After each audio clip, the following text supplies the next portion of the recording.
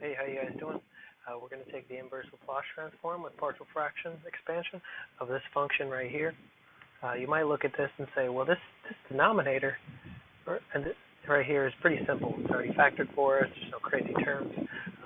I'll show you how to set up a more difficult expression here later in the video. But basically, the things you'll need to know is you'll really just need to know the Laplace transform of e to the minus at. And the best way I remember that is there's a minus here. And when you take the Laplace of that, because I always used to get mixed up with the minus and the plus and this and that. Basically, when you take the Laplace of this, you're going to get minus a minus, okay? So if you just make all your signs a minus, you'll be good. Now, if you have to take the Laplace of a positive, okay, equals 1 over, then what you're going to get is a minus a, okay? So there's a subtle difference here, but if you notice that you literally take this right here and you drop it in this box and you're left with this minus sign right here. You're left with this minus. You just drop your a, you drop this term right here into this box right here. Okay. All right. So to set this up, notice we just have simple terms here on the bottom. So what we'll do is we'll take a constant a, put it over our s plus 1 term, add that to b, put that over our s plus 2 term. This is pretty straightforward partial fraction expansion. All right, that's pretty good. Now, I did set something up just to show you, well, hey, what if we had a square here and a square here? How the heck would I set that up? Basically, this will cover all your needs for partial fraction expansion. And I set it up down here, and I'll show you what you would do. If this was a little hairy, if it did have those terms, basically, you would take your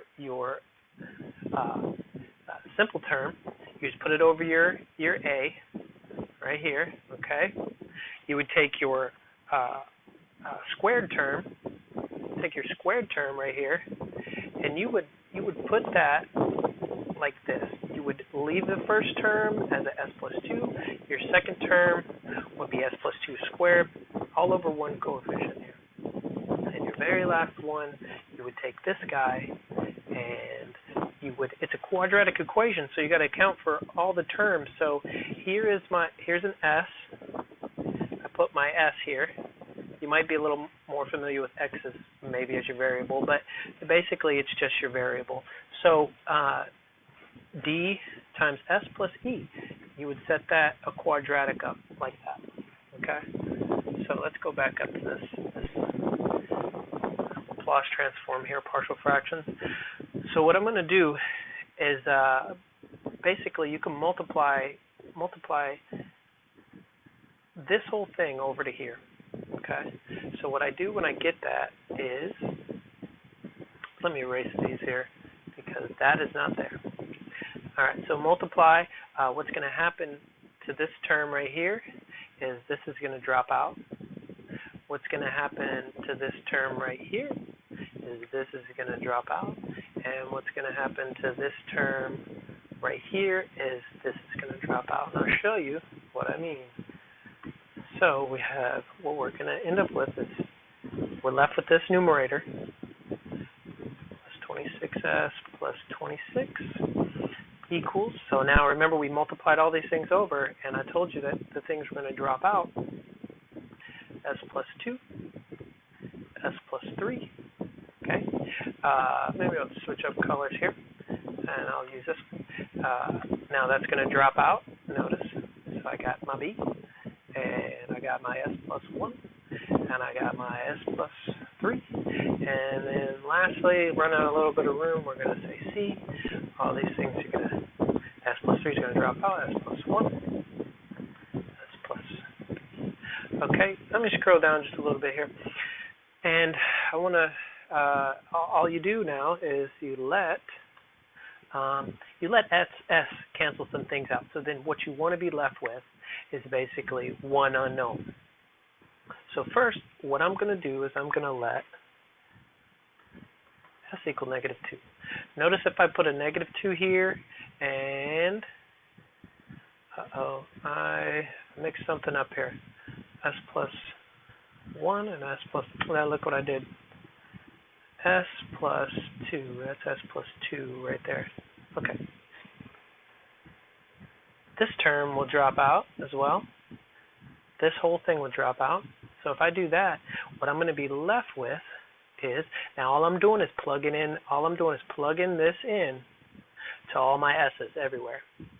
So what I'm going to be left with is minus b equals 6 times 4 minus 52 plus 26. Now you can check my work, you can pause it, but I'm just plugging this into all of them because these are going to drop out. That's the only one I'm left with. So basically what I get here is b equals 2. Okay. Next